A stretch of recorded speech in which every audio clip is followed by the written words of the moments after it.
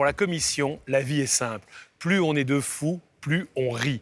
Fin mai, elle a donc proposé d'ouvrir des négociations d'élargissement avec l'Albanie et la Macédoine du Nord, en sus des négociations en cours avec la Serbie et le Monténégro, avec en ligne de mire le Kosovo et la Bosnie-Herzégovine.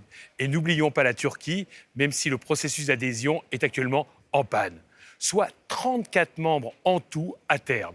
Et n'oublions pas la Moldavie, l'Ukraine, voire la Biélorussie, qui pourraient, un jour lointain, rejoindre cette union de plus en plus bouffie. Est-ce bien raisonnable ? Déjà, à 28, l'Union n'arrive pas à fonctionner efficacement. On est d'accord sur de moins en moins de choses et les compromis se font de plus en plus à minima. Quelques exemples ? L'immigration, la défense, la politique étrangère, le budget européen, la solidarité financière entre pays de la zone euro, etc., etc. Alors imaginez à 34. En 1994, Jacques Delors, à la veille de son départ, expliquait qu'il ne dirigerait jamais une commission avec plus de 20 commissaires.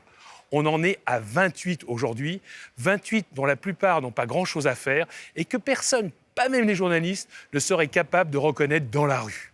Bref, pour accueillir de nouveaux membres, il faut en passer par de profondes réformes institutionnelles. Mais le bricolage ne suffira pas. Les États-Unis fonctionnent avec 50 États parce qu'ils sont chapeautés par un État fédéral dont presque personne ne veut en Europe. Les États veulent continuer à contrôler leur créature, l'Union. C'est pour cela que la France et d'autres pays ont bloqué à la mi-juin l'élargissement à la Macédoine du Nord et à l'Albanie. Ils savent aussi que les opinions publiques sont fatiguées de ces adhésions précipitées et mal préparées qui créent davantage de problèmes qu'ils n'en résolvent.